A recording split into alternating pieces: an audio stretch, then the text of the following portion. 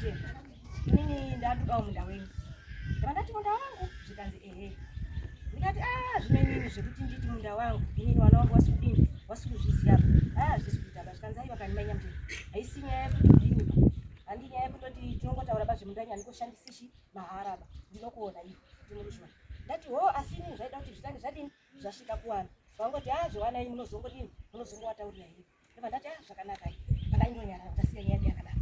mangwana acho makuseni kuma5 o'clock baba wabva wasvika ndoboi pana mwana wangu ese wanga achakadonana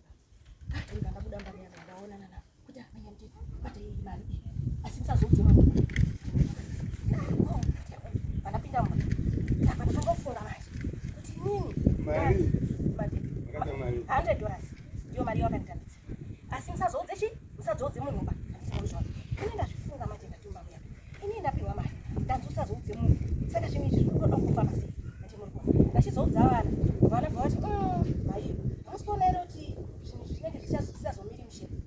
imimi mama dii kuita sei kuti muite purani yekudzosera mari kana mama toyakademo tine mukomana wangu ari parusana mukomana aibva ati mai mari iya inofanira kuti sei mutoidzosei handimunozviona munda usati wandiwabo ndabva ndaona shuwa warubva kumunda kwavo vandaomisi baba wapromisi imimi yaiya yatakataura iyeyo ini ndakazodza vana vangu asi vana vangu vakati mai dzosai mari saka mari yenyu iyi ndinayo akati manyamutemo achiitiva kuti imimi muite sei mundipe mari inini mari iyi manje inini ndandakatoita madhiri nakafikira saka inini munogona pakafikira kuti kafikira unozondiona setsotsi madhiri ayopi nakafikira handizivi saka inini pandati aiwa zvikapa kana inini makushinditi ndiende kunakafikira hamuona kuti mandiremedza here yekuti inini ndakutaka bhora pakati pavanhu nebasi ndinoziva zvamatoita ndakafikira inandizvizivi saka inini mutambirai mari yei akati inini mari handisotambira inini ndaimotadini motare nakafikira mukamata nakafikira akati ndiyatogona kutambira mari kuti azive kuti munhu wandandila kuti ari maushadini haushaiti kuti muri kuona inini ndiri pakati ende handinomira pafuti kuenda kwakafikira ndakaenda musi wekutanga ndobva ndasvikira mwana vandaenda futi musi wechi2 mwana wacho asi mwana mudiki pakijaya vandasvika futi zvikanzi baba vari kuharare vari kurwara ngechi3 vandasvikira mukadzi wacho autobva ucheche wangu wamusesani maiyo ndauya inini ndo zviripo izvi hamene kuti baba wakakudzai here kuti vane madhiri avakaita kuti muone kuri makuru kumunda kwangu inini ndozama kudodzosera mari inoita sei iri kuramba ndimuzvona kana maikafikirawa inini handisudini hapana chandindomboziva baba nyamutemo ndichazoona kana baba wacho vadini baba vauya shuwa ndikandanyarara right ndakosiya zvakadaro ava baba vamanje pangoenda tofambira nyaya iyi manje yekuti mari ititi tidzoke sei bva vachitema munda uya fasta inini ndiri kufamba uku bva vatema munda bva vadhonza mazoni dzavo dzese bva vaendesa uku bva vashiisa pombi bva vadiridza bva vachitanga kutorima munda upi iwoyo handimuri zvona saka inini mukati mangu ndakambofunga kuti pamwe inhau yekuti vakati wandipa mari pamwe ndida kudini ndoda kusenzesa mari yangu sekuti munhu aida kuita zvekurenda handimuri zvona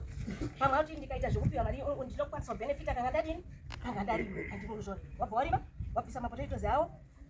wakatorima wese kafikira akazouya wabva apiwa maraini yake mashoma wapedza ipapo sakafikira bva auya bvaisa mapera inini vandasiya zvakadaro ndimuri kuona ndobva ndati gore rapera izvi ndo paakabva auya futi inini ndandisiripo svika teme pese pamunda pacho ipapo panditaura